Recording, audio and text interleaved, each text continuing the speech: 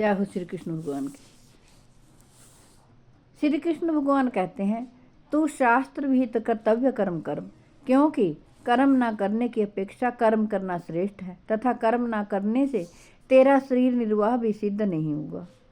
यज्ञ के निमित्त किए जाने वाले कर्मों से अतिरिक्त दूसरे कर्मों में लगा हुआ ही यह मनुष्य समुदाय कर्मों से बंधता है। इसलिए हे अर्जुन, श्री कृष्ण भगवान कहते हैं, आसक्ति से रहित होकर उस यज्ञ के निमित्त ही भली भांति कर्तव्य कर्म कर।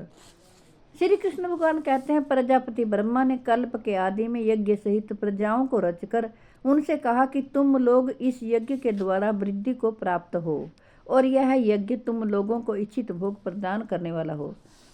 प्रभु कहते हैं, तुम लोग इस यज्ञ के द्वारा देवताओं को उन्नत करो और वे देवता तुम लोगों को उन्नत करें।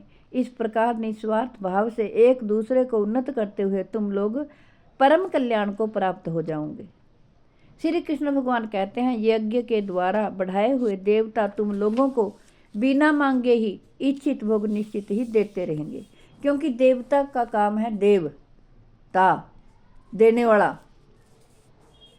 उस प्रभु ने ऐसा नियम बनाया है, जब हम देवताओं को पूजते हैं वो हमें सब कुछ ही देते हैं हमारे मांगने पर, और बिना मांगे ही देवता लोग आपको सब कुछ देते हैं।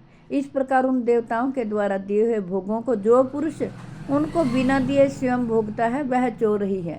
श्री कृष्ण भगवान गीता जी में कहते हैं कि जब हम भोजन करते हैं, भोजन अग्नि से बनता है।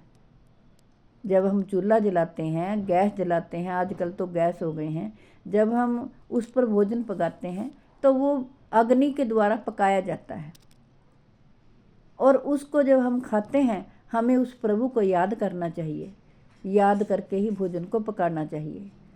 और जल से हम आटा गूंथते हैं, जल को पीते हैं, जल के द्वारा ही सब कुछ होता है। और एक किस्म से हम जो भोजन बनाते हैं तो यज्ञ करते हैं अपने घर में। यज्ञ से बचे हुए अन्न को खाने वाले श्रेष्ठ पुरुष सब पापों से मुक्त हो जाते हैं। और जो लोग पापी लोग अपना शरीर पोषण करने के लिए ही अन्न पकाते हैं वे तो पाप को ही खाते हैं, क्योंकि माता बहनों के हाथ में बहुत बड़ा ये हुनर दिया है भगवान ने। वो जब भोजन बनाती हैं, ये समझो कि यज्ञ करती हैं। वो भोजन इतने अच्छे से पकाती हैं और उसमें श्रद्धा होती है, ये भोजन मैं अपने बेटे के लिए पकाती हूँ। और जब वो बरताती हैं और वो सभी को भोजन कराती हैं तो सभी के लिए बहुत खुशी की बात होती है। और बाद में जो वो भोजन करती हैं, बचा हुआ अन्न खाती हैं, वो यज्ञ का ही हिस्सा है। देखो उनको कैसी शांति प्राप्त होती है जब वो भोजन करती हैं। तो इसलिए हर घर में यज्ञ होता है।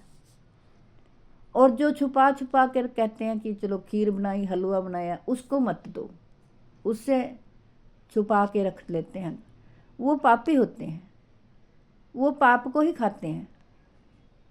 वो भोजन जहर हो जाता है।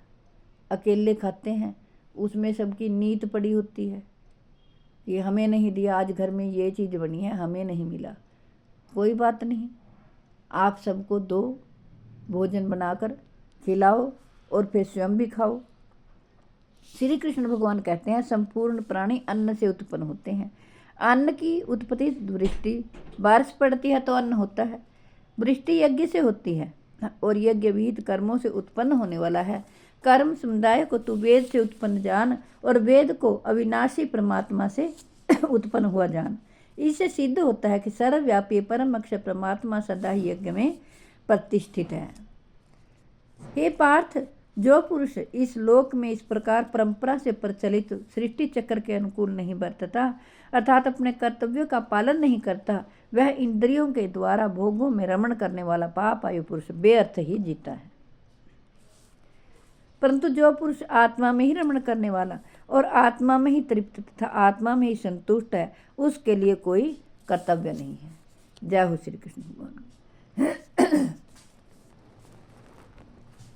हे कृष्ण गोविंद हरे मुरारे, हे नाथ नारायण वासुदेवाय।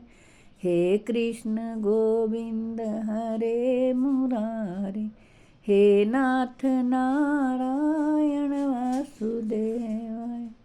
जय हो श्री कृष्ण, जय हो प्रभु।